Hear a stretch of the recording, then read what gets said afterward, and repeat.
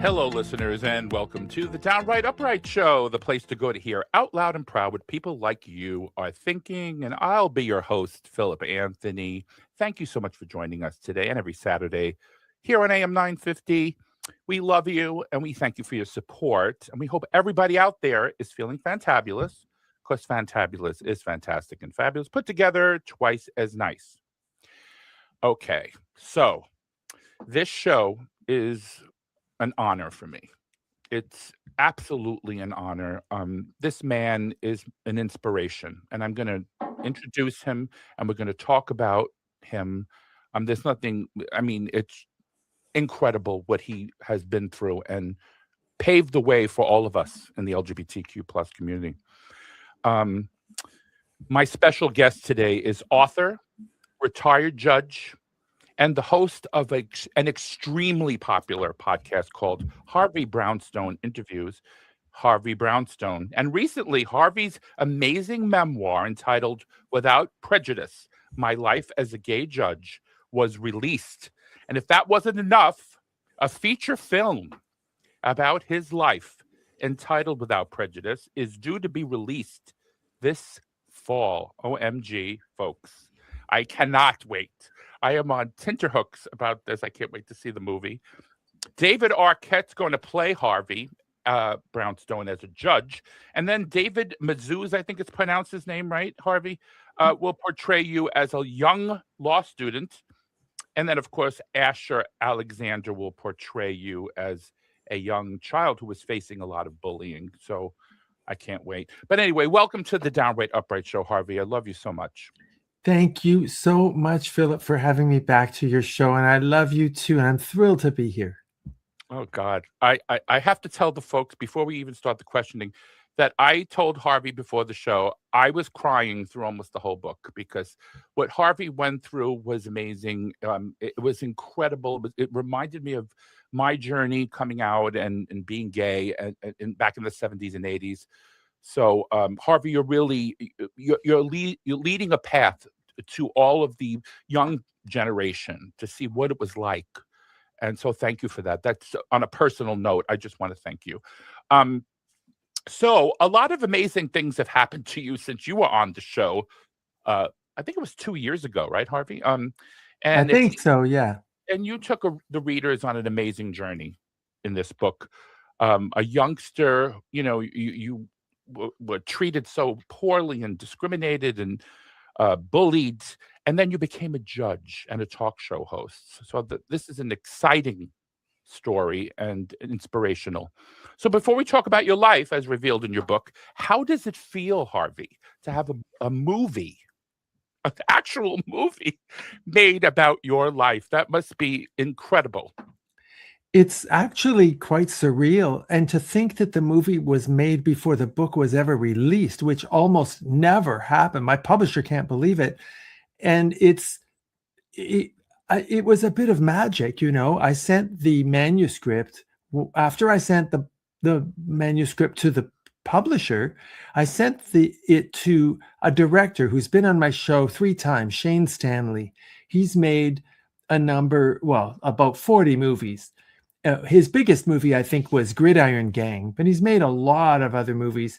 And I like him and he likes me, and we've never met in person, but I've interviewed him 3 times, and I thought I would send him the manuscript and ask him if he thought there was a movie in my story. And if so, who should I send it to? I didn't even know if he'd read the book, to tell you the truth. But 2 days later, he phoned me and he said, Harvey, not only is there a movie in this story, but I'm making it. Well, I just couldn't believe it. I said, really? And he said, I'm going to make this movie. And we're going to do it fast because this is a story that needs to be told now, given what the LGBTQ community is going through in the United States. And so we quickly worked on a screenplay based on the book. And then he had some very, very talented casting directors cast these actors who you've mentioned. My mother's played by Rochelle Lefevre, she starred in a TV show called Twilight, and she's now co-starring in the Netflix reboot of Little House on the Prairie. And my father is played by Joe Lando, who was the love interest of Jane Seymour in Dr. Quinn Medicine Woman. We have Mr. Reynolds, who's my guardian angel at university, is played by Ernest Hardin Jr., who is up for an Emmy Award right now for his work on The Pit. So it's a star-studded cast. It is surreal. I was on the set for the whole 35 days, I have to tell you, and I watched them portraying me, and I had a lot of conversations with David Arquette and Asher Alexander. And I believe they captured the story in such a powerful way. I'm very excited for you to see it. I can't wait. Now, I read the book, and I want to pick certain spots in the book that moved me. And the number one character, other than yourself, obviously, in the book was Odette, your mom. Okay. And that character to me was, it was like a roller coaster ride with her. Like 1 minute you're like, wow, she's amazing. Then you're like, oh my God. And then the next, she's amazing. I mean, can you talk a little bit, briefly, because I have so much to ask you about your mom, Odette, and what your feelings about how you portrayed her in the book. Well, my mother was a force of nature. She was a Holocaust survivor. She was hidden by the nuns in France during the Nazi occupation. And this was a woman who was incredibly resilient, very strong and determined, fiercely determined. She brought me to Canada. She had a failed marriage. I was the product of it. She brought me to Canada knowing no English and knowing almost nobody. Opened a French fashion boutique because she saw that the women in Canada weren't dressed very well, and turned that business into an empire without speaking English very well.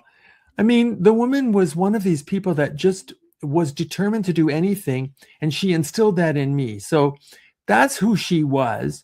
Unfortunately, she had very old-fashioned and discriminatory attitudes about homosexuality. That is unfortunate because that's where my life turned into a downward spiral after I came out and got thrown out. So that part wasn't good. But I will say that once I became a judge, it took me a long time, but once, and she made me an overachiever by being rejected the way I was. But once I became a judge, she really did turn around. Her attitude changed. She became completely supportive, and I had 20 good years with her before she passed away. So my feelings, I get asked a lot, how did you forgive your mother for what she put you through? The answer is that it was easy. She realized she'd made a big mistake, and she was sorry, and she made up for it. So it was easy to forgive. And the character that I admired a lot in the book as well was your dad. Now, I did not have a good stepfather, but he was your adoptive father, and he was a mensch to me. If you were to ask me how I felt about your father in the book, he treated you so well and loved you like you were his own child, and that made me cry because I didn't have that.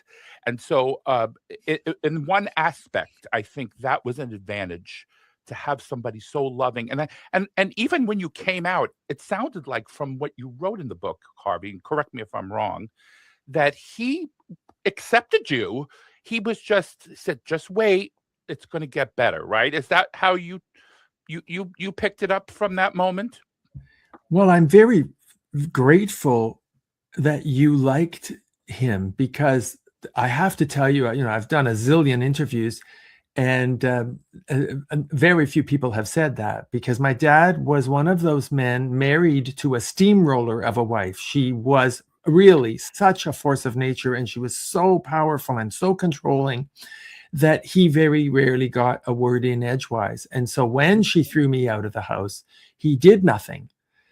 And a lot of people who read the book don't have good feelings about him because he didn't help me.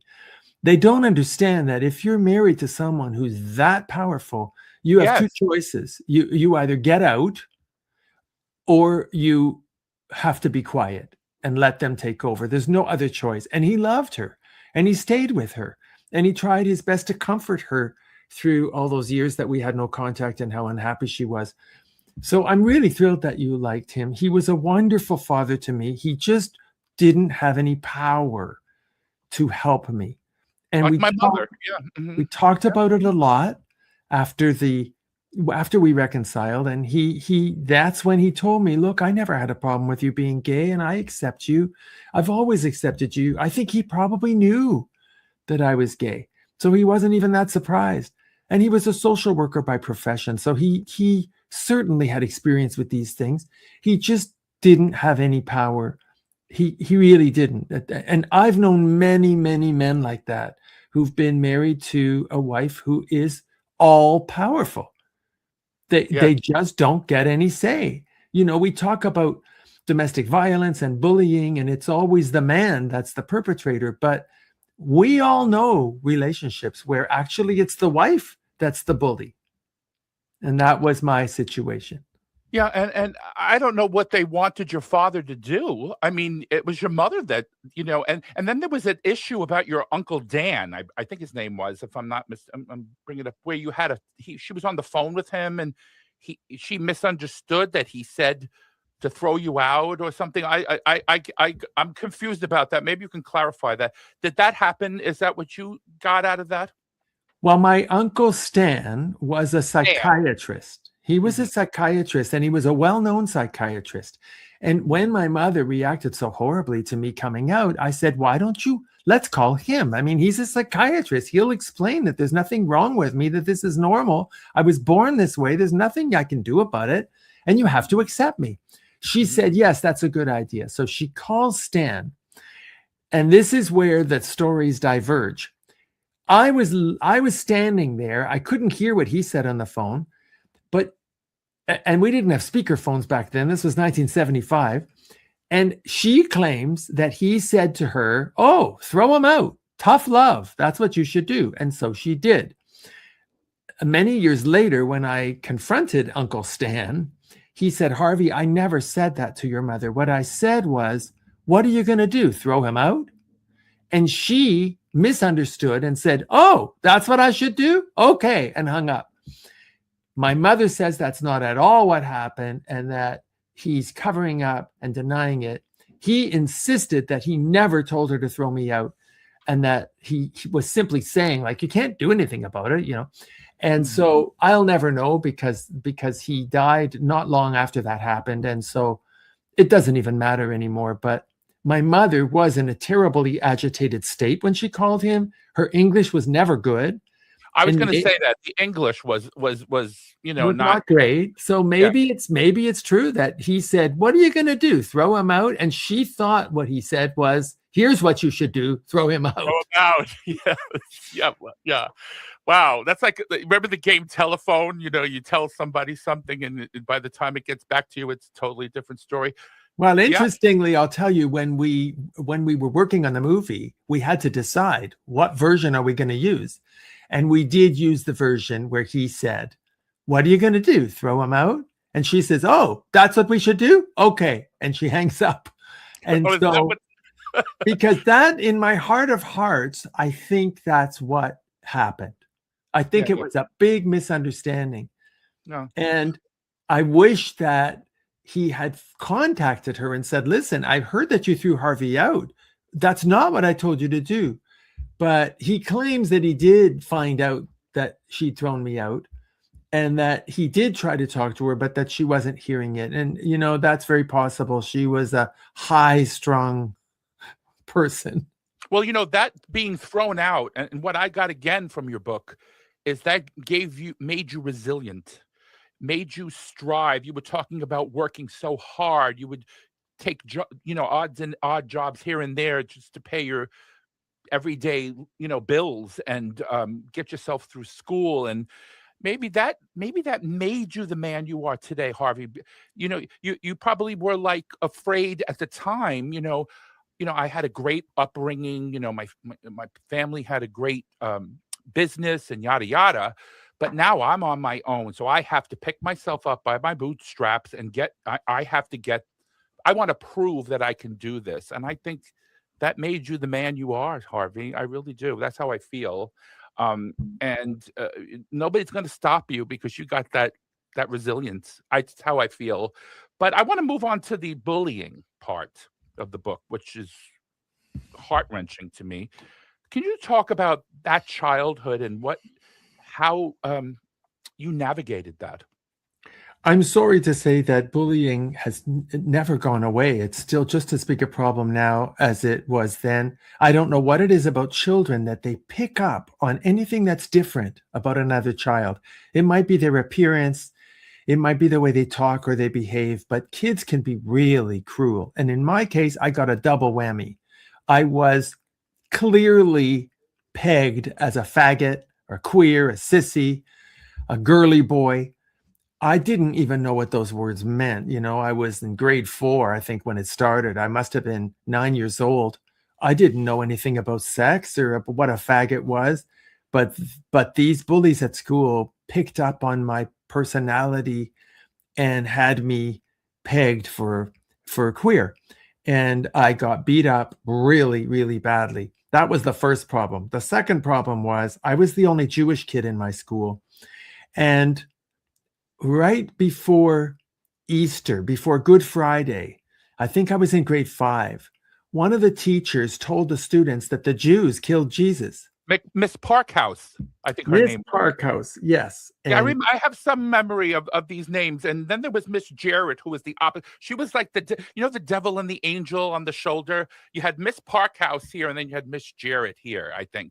Well, Miss Parkhouse, after she told the kids that, even though the Pope had gone on television and announced that it was not the Jews who killed Jesus, because the Jews never crucified anybody. That's not how they killed people. It was the Romans that crucified, not the Jews. But nevertheless, I got one of the worst beatings of my life that day. And Mrs. Jarrett, the teacher that you've just mentioned, she was my guardian angel. She was the only teacher that cared that I was being so badly bullied. So she would give me shit for something I never did, and then give me a detention so that she'd keep me after school later when all the bullies left the building and I could get home safe. Or 5 minutes before the end of the day, she would say, "Harvey, I've got a letter that needs to be mailed. Go and mail this letter." And she'd get me out of the building 5 minutes before everybody else got out so I could get home safe. So, and she was just this teacher that I stayed in touch with all these years. And she's still with us. She's 88 years old. God bless. God bless Mrs. Jarrett, and God bless every teacher that notices when a child is being victimized and bullied and does something about it. Because I tell you, and the other thing I want to mention about bullying, and you know this, Philip, bullying doesn't just happen to kids. It happens to adults. It happens to people in relationships. It happens at work. I deal with it in the book, professional jealousy and bullying. And I'm amazed at how many hundreds of people have contacted me and said that my story resonated with them because of that, because of the bullying, because of the professional jealousy, and also the parental rejection. There's a lot of people whose parents make them feel like they're not worthy, or they're not good enough, or they don't accept them. Because not necessarily because they're gay, but because of choice of partner, choice of career, choice of lifestyle, political views. I'm thrilled that my book has resonated with so many people, because the strategies that I used to cope with those obstacles and overcome them are the reason I wrote the book, to share with people how you deal with that kind of pain. Mm-hmm. And it's amazing that there were teachers that would say something like that to a child. Miss Parkhouse, for example, like the kids were bullying you. I'm sure she knew that. And instead of going, "Okay, no, that's not what happened, and leave Harvey alone, stop," she made it worse. And that shocked me that this teacher would have. I had a teacher like that, but it's not about me today. But we're going to have to take a break now, Harvey, because we have to do our first commercial. When we come back from the commercial, I want to talk more about the actual coming out between you and your mom, Odette. So this is the Downright Upright Show. My name is Philip Anthony. We'll be right back on the other side.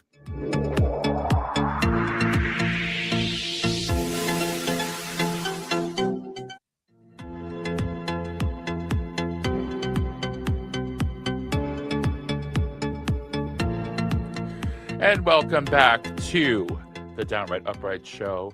Don't forget, folks, Without Prejudice, My Life as a Gay Judge by Harvey Brownstone. And look ahead. There's going to be a movie about this book, and it's coming out in the fall. So keep your eyes peeled. I want to get into the coming out story. Now, I found this. These are things that I remembered from the book, and I just found them fascinating. When you told your mother, you didn't use the word gay. You said, "Mom, I'm a homosexual."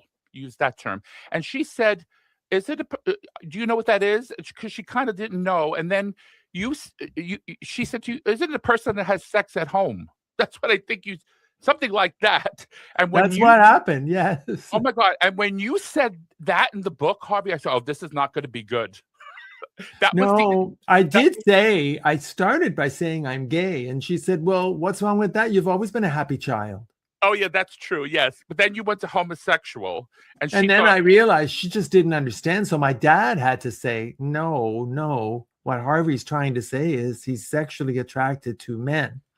And then a volcano, World War III happened. Now, how did you feel, Harvey? This is the thing that really hurt me the most. And I'm going to say it, but it hurts me. But she said that if I thought you would turn out this way, I would have, you can finish it. I would have had an abortion. And then she said, "I wish you'd never been born." And those two comments killed you. Really, really destroyed me. They seared themselves into my soul to know that I had hurt her that much. Mm-hmm. She said, "I want to die. I think we should both die. That would be the best solution. I can't live like this." And what it was, it took me time, but what it was her shame. She was so sure that she had caused it, that it must have been something she did. She wouldn't accept that you're just born this way. It's got nothing to do with her. And I really am convinced that gay people are born that way. But in her mind, everybody was going to blame her. It was always the mother's fault. And she wouldn't be able to hold her head up. And, I remember her saying, "Well, you came out of the closet and I went in." It was a very, very traumatic thing to happen, but I never thought I'd get kicked out. I knew they'd be upset. I knew that because my parents had always said, "Oh, we can't wait till you get married and have children." And I was an only child. They were never going to have grandchildren because back then gay people didn't have kids. And I knew they'd be disappointed. I wasn't that naive to think they would be happy, but I didn't think my mother would be so terribly upset about it that I'd get kicked out. It was a mistake. And today, when young people ask me if they should come out, I always say, don't tell your parents if you're financially dependent on them. Don't do it. Good point. And I didn't, from the book, from the beginning of the book, I didn't take it that maybe she came at this because she was religious. I mean, she did live with the nuns, so maybe that's where she got that homosexuality was such a horrible thing. I don't know, because you don't know either, because you weren't, you were so young. But she was a product of her generation. And, back in the 70s, every gay friend I had was thrown out by their parents. This was not uncommon. Mm-hmm. It was the rare case where parents accepted their child. Some parents continued to support their children if they were in school, even though they were not happy. But it wasn't uncommon for parents in that attitude, in that era, to believe that gays were pedophiles and child molesters and horrible things. They thought terrible things about us that were all myths, stereotypes, horrible things. And that's just the way it was back then. There were no role models. There was nobody you could turn to or look up to and say, "Well, they're gay and it's fine." Even Liberace, as outrageous as he was back in the 60s and 70s and 80s, he was in the closet.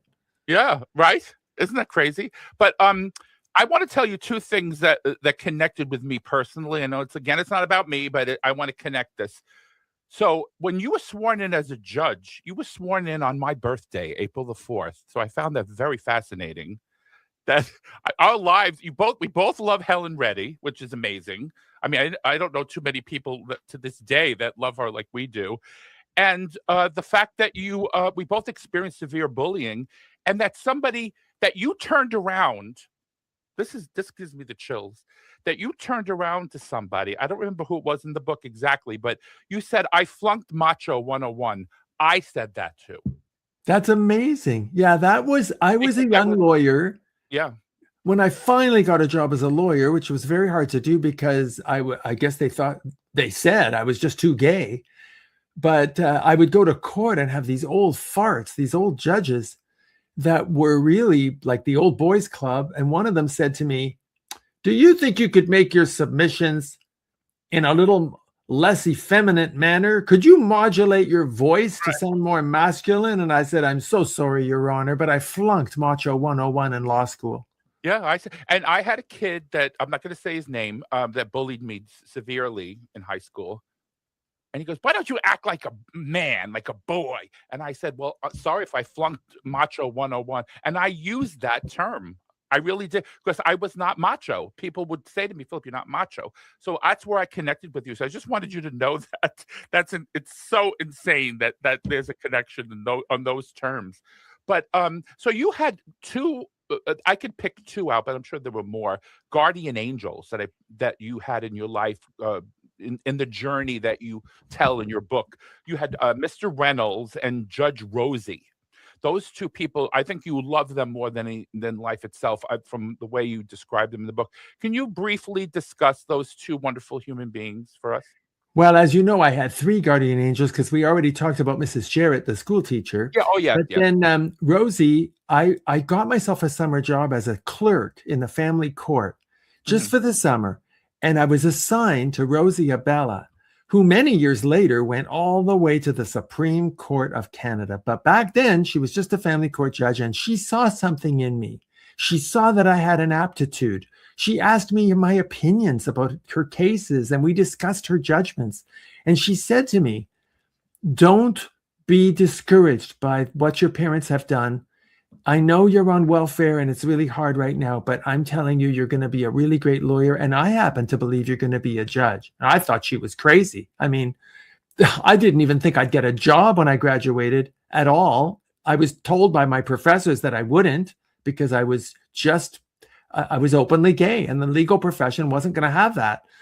And here she was telling me I was going to be a judge. So she was a really big mentor. She's the first person that told me that she believed in me, the first person in the legal profession. And when I did become a judge, boy, that was a real celebration. And she said, "I told you so."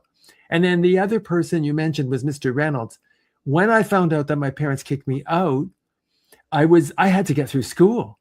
And he was the head of the residence at Queen's University, where I went. And he arranged for me to get a scholarship that, as long as I got straight A's, the school would pay for my tuition and my books. He got me welfare. He got the welfare office to give me welfare so that would pay for my housing. Now, all I had to do then was get a part-time job, or actually 5 part-time jobs, to pay for my food and my clothes and living expenses. And I said to him, "Well, I don't know what kind of job I'm going to get. Do you think maybe I could clean houses?" And he said, "Well, why don't you start by cleaning mine? And if you're any good, I'll tell all my friends and they'll hire you." So I got $25, and they usually fed me lunch too, to clean people's houses. $25 in 1975 was a lot of money. And I paid my way through law school by scrubbing toilets. Isn't that amazing? I have no words. I'm speechless. It's amazing. Like you went through that, and look at you now. I mean, well, the thing is, if you only knew when you're going through something horrible when you're young, that it's all going to work out. If somebody had been able to say to me, when you're 38 years old, you're going to be a judge. You're going to be at the very top of your profession. It would have been so much easier to go through all of that poverty and anxiety. But you don't know then that it's all going to work out. You just have to believe in yourself.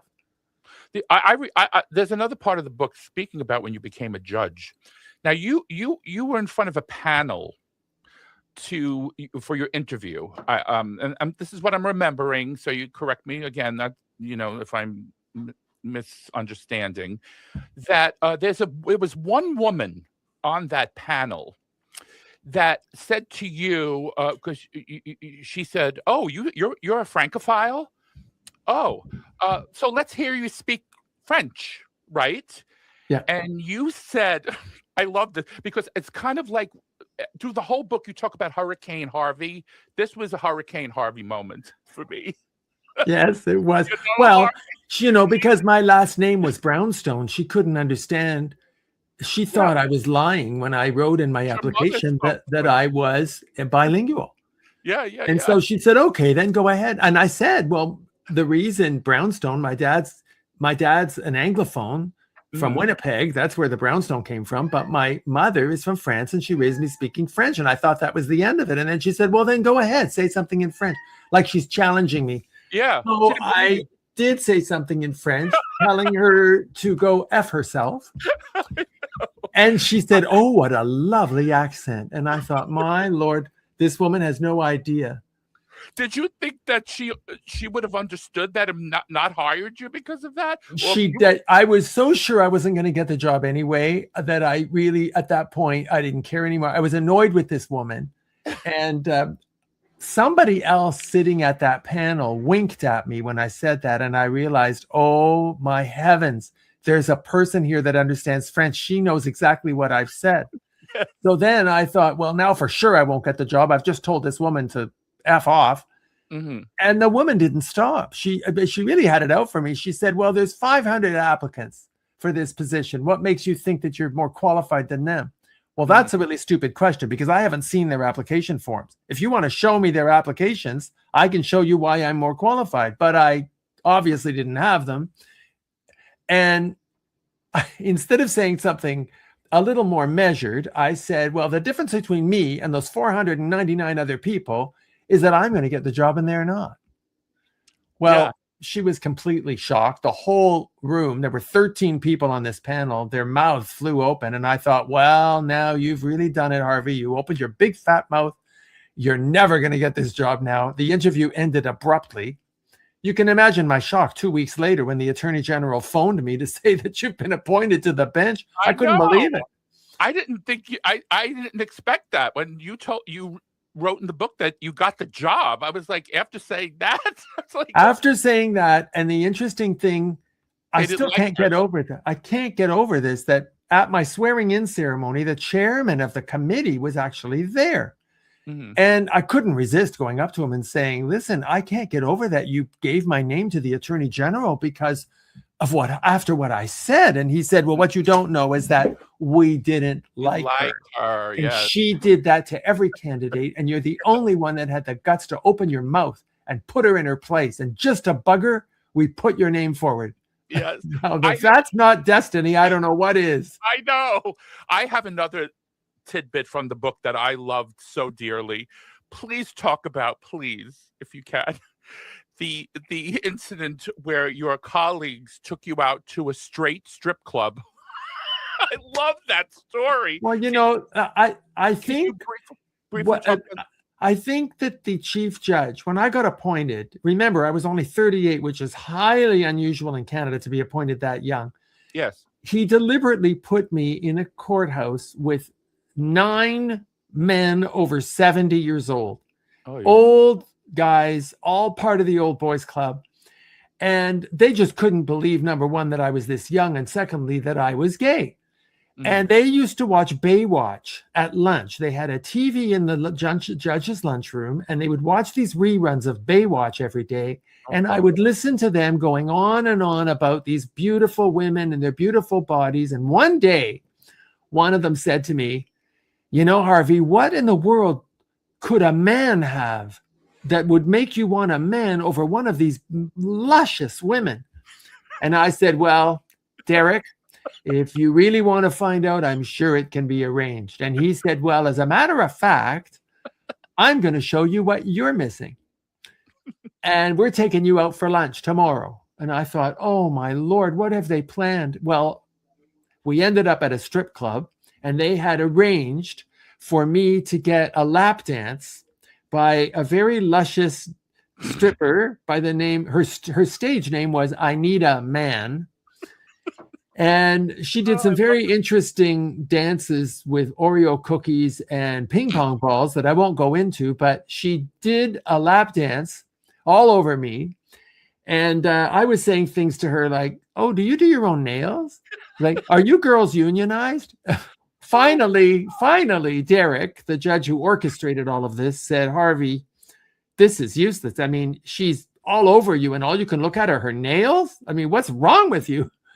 I said, "Listen, I think this exercise in conversion therapy is not going to work." Who does your hair? Yeah. They couldn't believe what I was saying to these girls, like, wow, how do you keep those stockings so straight? The seams straight up the back. It's amazing. Harvey, I'm telling you, that was the lightest moment in the book. Made me laugh, at least because there was a lot of crying moments, but that really was hilarious because I can't picture myself in a straight strip club. I don't know. Well, you know what? It's funny. Later on, I realized that was actually a form of bullying, because if I had taken those men to a gay strip club and had a male dancer do a lap dance on them, that would have been a sexual assault. It was actually bullying. And at the time, I mean, when you work with these people and you want to get along with them, I tried to I made light of it. But now I realize this was really a form of bullying. They made me sit down and they had this woman crawling all over me in a very suggestive way. And that's not okay. Yeah, it's like sexual abuse, if you ask me. I mean, because I don't want a woman. I mean, look, I don't want to go there, but I'm not. No, but I mean, it's not appropriate. It no more than it would have been appropriate for me to make a man be correct, to be fondled by another man. It's just not appropriate. Yes. But in those days, these guys thought it was funny. They really thought they were going to show me what I was missing, and that the only reason I was gay is because I hadn't met the right girl. And that's the mentality back then. Yeah, but Harvey, between you and I think it pushed you more out of the closet. Oh, I couldn't have been more out of the closet. I was never in the closet. I just never was. But it made me realize later the environment that I was in, that, these guys, these were the same judges that were going to have to decide things like same-sex marriage. Yeah. That if I didn't become the face and the voice of the gay community for the judiciary, because I was the only openly gay judge, then how were these people ever going to understand that we're just the same as everyone else, that we deserve equality? I used to say to these guys, I mean, what do you mean you've never met an openly gay person? Doesn't your wife have a hairdresser? Don't you know anybody? Yeah, but it's funny. I want to piggyback on what you just said about same-sex marriage. The highlight of your life, I think, from what I got from the book later in the book, was when you married people like silver medalist Brian Orser. Yes. And his husband. I just found that absolutely amazing, that you, first of all, to meet somebody so, a hero in your country, because he was a Canadian skater, I believe. Can you talk about that experience and marrying? I think there was somebody named Edie and Thea. Well, yes, that was the biggest moment in my career, because Edie and Thea, Edith Windsor and Thea Spire, were a couple, a lesbian couple in New York City, very highly accomplished. They'd been together over 40 years. Right. And Edith was the first female executive at IBM. And Thea was one of the most famous psychoanalysts in New York City. Her clientele was the list of the most famous people in America. Mm-hmm. And Thea had multiple sclerosis, and she had been given a very fatal diagnosis. She only had about 3 months to live, they said. And her dying wish was to come to Canada and get married, because we were the only place that had same-sex marriage back then. And they flew to Toronto. I was asked to go to the airport, marry them at the airport, and then they would fly right back to New York. And they had a big entourage with them, and they had a film crew because they were doing a documentary. Well, then when Thea died, we have to take a commercial break, though. Can you pick it up after the commercial, Harvey? Sure. We got to pay some bills here. This is the Downright Upright Show. We'll be right back. You're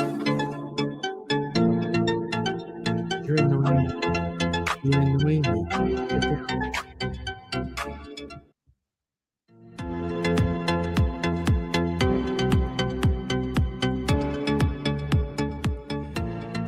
Welcome back to the Downright Upright Show. My name's Philip Anthony, and I am here with Harvey Brownstone, the amazing Harvey Brownstone, who wrote this amazing book, Without Prejudice, My Life as a Gay Judge. And a forthcoming movie will be coming out this fall, so stay tuned for that.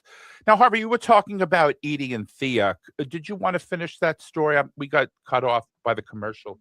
Yes, but when Thea died, Edie was hit with a $300,000 inheritance tax because the Federal Defense of Marriage Act did not allow their marriage to be recognized. It defined marriage as man and a woman. Edie took the United States government to court. It went all the way to the Supreme Court. She won, and that paved the way for same-sex marriage. So I'm very proud that I got to officiate at the wedding that opened the door for same-sex marriage in the United States. So that was the precursor to Obergefell, right? That's right. That's right. Wow, I didn't know that. That's amazing. Okay, so let's talk about Without Prejudice, the book. What reason can you give the audience why you called the book Without Prejudice? There must be, like you mentioned during the commercial, it's a legal term. So can you explain that for the folks? Yes, Without Prejudice, I named the book that title because it's a double entendre. If you're in the legal world and you write a letter or make an offer without prejudice, it means it cannot be used against you and referred to in the future. But I also use it in the sense that I've tried to live my life without prejudice, that I want to see a world where people are not prejudiced. So it's a double entendre. Yeah, it's wonderful. It's a great thing. I want to go on to the very end of the book. You really stress this point about being a family judge and family court judge, and that you were talking about the concept of infidelity and the onset of social media and how and apps, dating apps and all that stuff, and how that may have increased more and more cases where couples were splitting up. Can you briefly discuss that for the audience? Sure. I think that everyone knows that the institution of marriage has been not really successful. I mean, the divorce rate is 50% in most jurisdictions, and that's just the people that get married. But if you add all the people who live together without getting married, the breakup rate is around 80%. And I was always curious, why are people breaking up? What's the reasons? So for one whole year, I kept statistics in my courtroom, and I found that 95% of couples who broke up, it's because of infidelity. Yeah. And that's a lot. That's a lot that somebody's cheating, especially when you consider that the people I saw were the ones who only got caught. What about all the ones that never get caught? And I found that by and large, the cheating happened online. It's just become so easy to find someone else. It used to be when you and I were young, if you wanted to find somebody else, if you were in a relationship, you had to get dressed, go out, find somebody. You had to actually make a human connection. You had to make an effort. But now you can stay in your home. You go online. There's a million people on these websites. Your inbox would be full immediately with people dying to meet you. Heaven only knows if the pictures are accurate, if what they've told you about their backstory is even true. But there's no question that online dating and these apps that you mentioned are absolutely the reason why the modern world sees the word commitment very differently than you and I saw it. Yes. People don't make real commitments anymore. They stay with somebody as long as it feels good. And then the moment they have a little disagreement, they figure, what the heck, let me see if I can find somebody better. So relationships have become quite disposable. Yeah. And Harvey, you and I grew up at the time of the song, the Pina Colada song, right? Do you remember that song? This man puts an ad in the paper. He wants to have an affair on his wife because we didn't have apps in those days. You put an ad in the paper, and it turned out when he went to meet the person, it was his own wife. I thought when you think about that song and you look about today, that's insane. Well, it isn't really all that insane, because in my book, I wrote about a couple that I had exactly the same thing happen. They were each cheating on each other online and made a date at Starbucks. And it turned out that they were meeting each other. And how did it end up? They ended up in court before me because they both realized they'd both been cheating on each other. They had both written horrible things about their partners. Mm-hmm. And there they were meeting each other. And I wasn't really all that surprised, because I think whatever attracted them to each other in the first place online attracted them to each other again online. And I found as a family court judge that many people end up with exactly the same partner.